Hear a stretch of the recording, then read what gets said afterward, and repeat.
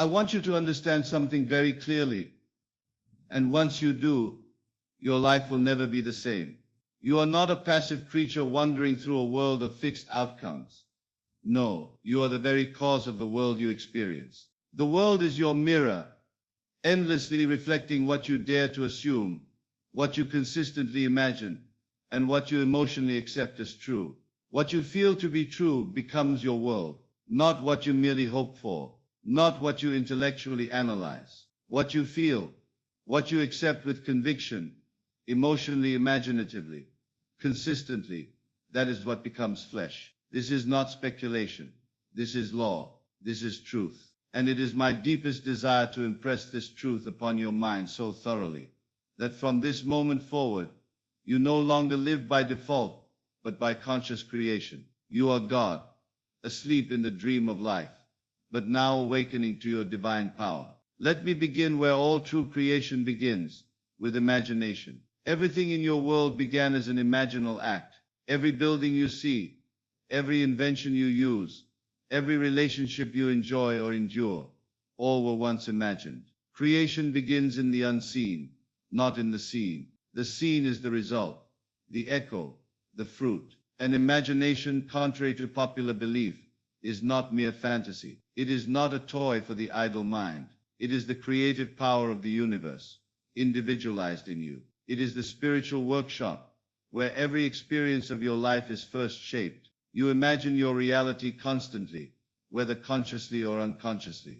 The tragedy is that most imagine passively, reacting to what is, reinforcing what they do not want, instead of intentionally imagining what they desire. But now you know, you can choose, you can direct, you can assume. Assume the feeling of your wish fulfilled, not tomorrow, not when circumstances improve. Now, you must enter the state inwardly before it can express outwardly. There is no other way. The outer world is dead. It has no life of its own. It is animated by your inner life. So if you would change your world, do not fight with appearances. Do not argue with the facts. Do not waste your time rearranging shadows. Instead, go within. Assume the state of your fulfilled desire. Rest in it. Dwell in it. Return to it again and again until it becomes more natural than your current state. And when you do, the world will change. You may say, but Neville, I have tried and nothing changed. And I say to you, you have tried, but you have not persisted. You have tested, but you have not committed. You have desired without accepting the truth of its fulfillment. Hear me now. You must feel the thing already to be so. You must feel its naturalness, its normalcy. You must feel its presence so vividly that it no longer feels like a dream, but like your inevitable reality. That is the secret. That is the gate. Emotion is the creative fuel.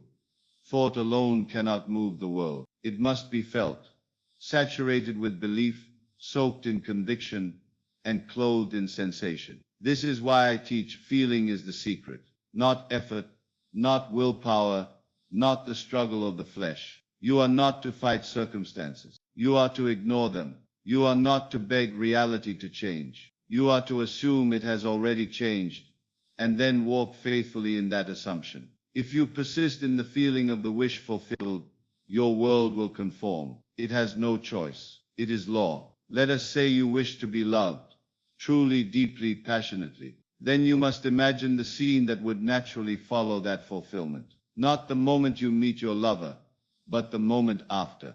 Perhaps you are sitting in your living room, and they lean over, brush your hair back, and whisper, "I'm so lucky I found you."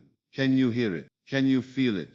Can you dwell in that scene? If you can, and if you will return to it night after night, the world must shape itself to reflect that inner experience. The people, the paths, the timing, all will come into harmony with your state. Or perhaps you desire financial abundance. Do not imagine vague riches. Instead, imagine holding a check in your hands, feeling the texture of the paper, hearing the words, "It's been deposited." See your mother's eyes light up as you help her. Imagine walking into a store and buying what you want, not what you can afford. Make it real. Make it sensory. and feel the relief, the security, the freedom. That emotion, that living in the end, is the birthplace of your future. This is not about fantasy. This is not idle wishing. This is the divine act of conscious creation. You are the operant power, always have been. The question is not whether it works.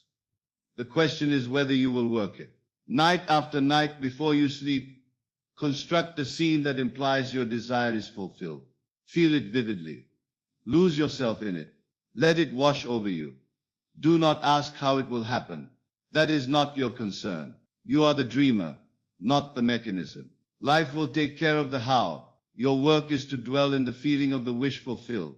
And when you wake, carry that feeling with you like a secret treasure. Return to it during the day. Make it your inner sanctuary. Let your dominant mood reflect your desired state, not the present fact. If doubt comes, and it will return to the feeling, you must become more loyal to your unseen assumption than to the visible facts. You must walk by faith and not by sight, and you must persist. All transformation requires persistence. One assumption repeated once will not alter your world, but one assumption lived in faithfully, repeatedly, lovingly, that will alter everything. You are told in Scripture, let the weak say, I am strong.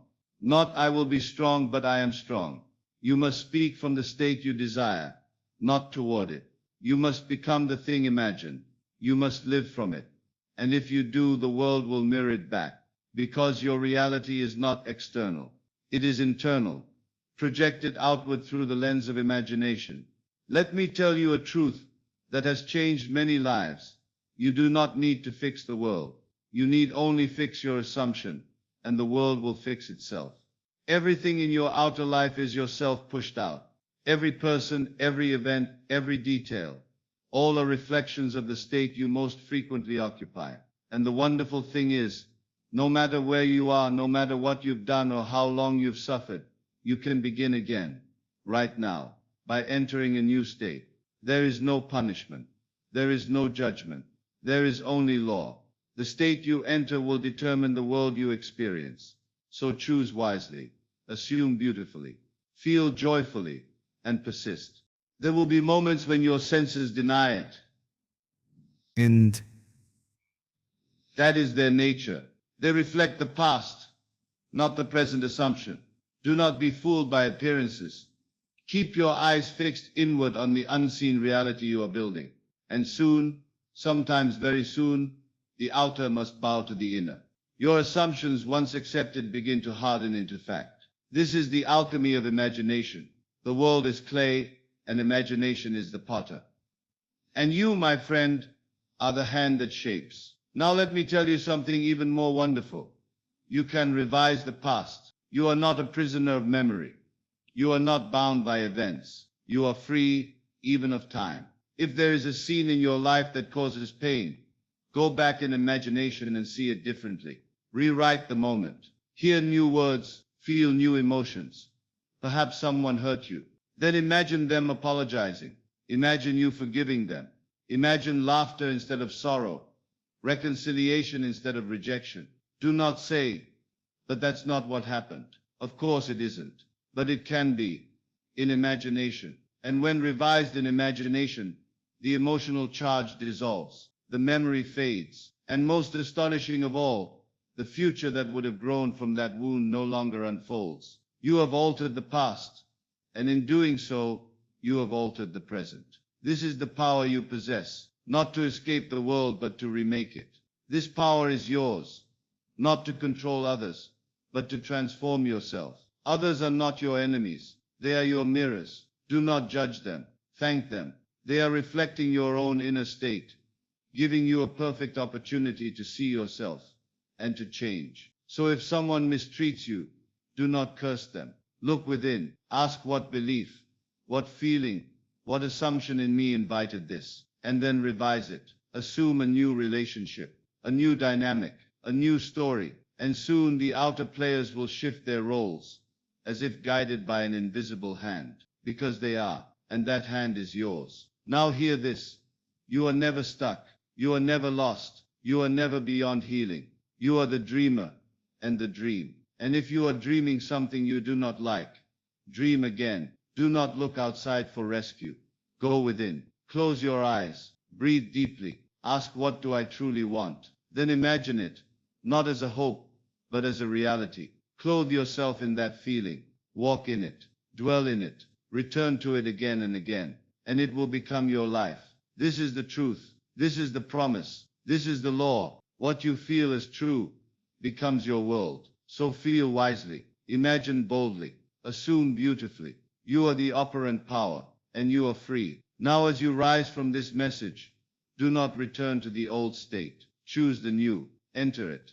Live from it. And watch with wonder as the world reflects your new vision. You are the master, the potter, the artist of your destiny. Use your imagination. Trust your feelings. Persist in your vision, and you will become it.